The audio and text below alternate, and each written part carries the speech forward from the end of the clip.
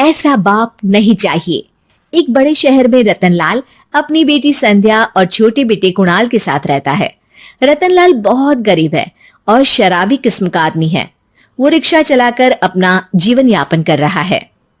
रतनलाल एक अधेड़ उम्र के आदमी योगेश्वर को कभी कभी अपनी रिक्शा से मार्केट या मंदिर छोड़ता है और कभी कभी बाजार से उसका सामान भी ले आता है। एक दिन रतनलाल योगेश्वर से कहता है, साहब, आपके पास गाड़ी है, फिर भी आप कभी कभी रिक्शा से क्यों जाते हो?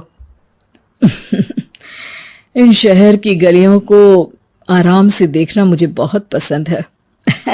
ठीक है साहब, मैं चलता हूं, कल फिर आऊंगा। अरे रतनलाल, रुको तो। मैंने सुना है कि तुम अपनी बेटी को कुछ पैसों के बदले किसी को दे रहे हो। अभी किसी को बेचे नहीं तो क्या करे साहब। एक छोटा बेटा है, उसको पढ़ाना भी है, उसकी देखभाल भी करनी है, और अगर मैं बेटी को घर में रखूंगा तो उसकी शादी कैसे करूंगा साहब। तुमको कितने पैसे मिल रहे हैं? अब 50,000 साहब। देखो, मैं तुमको पूरे 20 लाख रुपए देता हूं। तुम अपनी बेटी संध्या को मुझे दे दो। हैं? 20 लाख? धन्यवाद साहब, धन्यवाद। मैं कल ही उसे आपके पास छोड़ जाऊंगा साहब।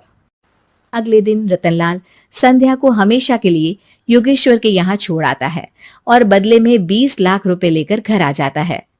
रतनलाल जिंदगी में पहली बार इतने पैसे पाकर बौखला गया। उसने एक अच्छा घर लिया। कुणाल, अब हमें कोई चिंता नहीं है, तू अब अच्छे से पढ़, खूब मन लगाकर पढ़ाई करना। पापा, मुझे पढ़ाई करना अच्छा नहीं लगता। अरे तूने अगर ज्यादा बकवास की ना तो बहुत मारूंगा। कल से तू अच्छे स्कूल में जाएगा तो जाएगा, हाँ बस। कुणाल का एडमिशन एक अच्छे स्कूल में हो जाता है, लेकिन आए दिन स्कूल से शिकायत आती ही रहती है।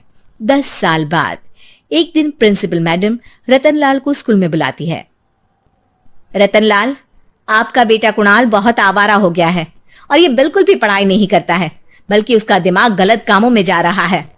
अब मैं उससे बात करूंगा मैडम। ठीक है, आज ये आखिरी मौका है, अगली बार तो मैं उसे स्कूल से ही बाहर निकाल दूंगी। रतनलाल घर आ जाता है और कुणाल से कहता है, कुणाल बेटा, मैं तुम्हारे ऊपर इतना पैसा लगा रहा हूं, फिर भी तुम स्कूल में सही से क्यों नहीं पढ़ते हो? आप तो रहने ही दीजिए, मैं सब जानता हूं कि ये पैसा कहां से आया है। और वैसे भी अब ये पैसा मेरा है, मेरा जो भी मन होगा मैं करूंगा। आज के बाद मैं कभी स्कूल नहीं जाने वाला। रतनलाल को अपनी बेटी की याद आती है और वो रोने लगता है। 5 साल बाद कुणाल एक दिन एक लड़की को शादी करके घर ले आता है। पिताजी, ये मेरी पत्नी है स्वीटी। तुमने शादी कर ली? हाँ, शादी कर ली मैंने, दिखाई नहीं दे रहा। और अब से आप फिर से कमाना शुरू कर दो, बहुत बैठ कर खा लिया। कुणाल, तुम इस बुड्ढे को घर में क्यों रख रहे हो? देखो ना, ये शराब पीता है, इसे घर से बाहर निकाल फेंको। अरे स्वीटी, ये मेरे पापा है, कैसे बाहर निकाल दूं? और वैसे भी घर में कोई तो चाहिए ना काम करने वाला, नौकर समझ कर रख लो। इस बुड्ढी को तो घर से बाहर निकाल कर ही रहूंगी मैं कब तक इसके लिए खाना बनाऊंगी। स्वीटी एक दिन घर के बाहर पार्क में अपनी दोस्तों के साथ बैठी होती है। तभी वो रतनलाल को बुलाती है। पिताजी, मेरे कमरे में मैं अपना फोन छोड़ आई हूं, जरा लाकर तो देना। हाँ जरूर, अभी लेकर आता हूं। रतनलाल फोन लेकर आ जाता है। कुछ समय बाद स्वीटी के फ्रेंड्स भी चले जाते हैं। स्वीटी अंदर आकर शोर मचाती है। चोर चोर!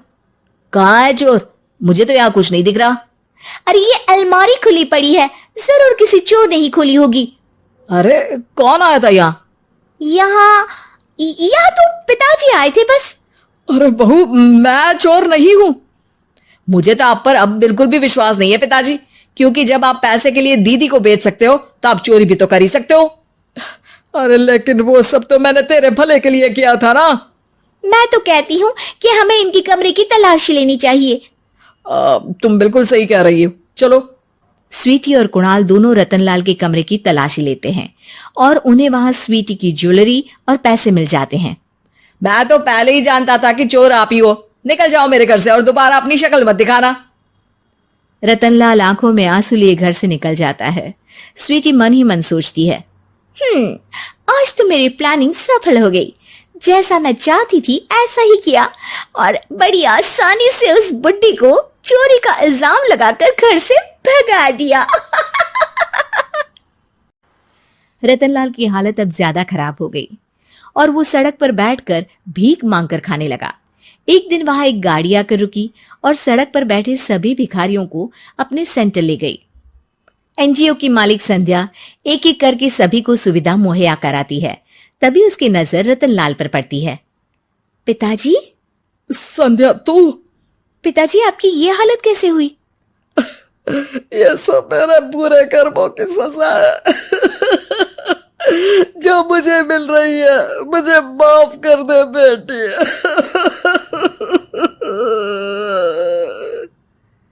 पिताजी, मैं आप पर बिल्कुल भी गुस्सा नहीं हूं, क्योंकि आपने मुझे यहां भेजकर अच्छा ही किया। मेरी जिंदगी बदल गई। लेकिन ये सब हुआ कैसे बेटा? आप ये नए कपड़े पहनो, तब तक मैं योगेश्वर अंकल को बुला कर लाती हूँ। योगेश्वर अंकल? हाँ अंकल। योगेश्वर जी ने तुझसे शादी नहीं की थी? नहीं तो पापा, उन्होंने तो मुझे पढ़ा लिखा कर इस काबिल बनाया है कि मैं आज सबकी सेवा कर पा रही हूँ। रतनलाल पश्चाताप करके रोता रहता है। तभी योगेश्वर भी वहां आ जाता है। रतनलाल जी, आपकी ये हालत कैसे हुई? इतने सारे पैसों के बावजूद भी? क्योंकि मैंने बेटे और बेटी में भेदभाव किया था। लेकिन आपने ये कैसे किया? मुझे ये जानना है, बताइए। सालों पहले जब संध्या छोटी थी, तब मैंने एक बार एक आदमी से तुम्हें बात करते हुए सुना था, जो कुछ पैसों में संध्या को तुमसे खरीद कर शादी करना चाहता था। मैं उस समय एनजीओ में बच्चों के लिए ही काम कर रहा था और मैं किसी भी लड़की की जिंदगी खराब होते नहीं देख सकता था। इसलिए मैंने अपने जीवन की कमाई का एक बड़ा हिस्सा तुम्हें दे दिया था। सच में कितना गलत था मैं। मुझे माफ कर दो। अब आप दोनों मेरे साथ घर चलो और आज मैं अपना सच्चा प्रायश्चित करना चाहता हूं। योगेश्वर और संध्या रतनलाल के साथ घर जाते हैं। स्वीटी दरवाजा खोलती है। चोर भिखारी, तू फिर से आ गया? चल भाग यहां से बुड्ढे। ये घर तुम्हारे बाप का नहीं, मेरा है। बाहर निकलो यहां से। रतनलाल कुणाल और संध्या को घर से बाहर निकाल देता है।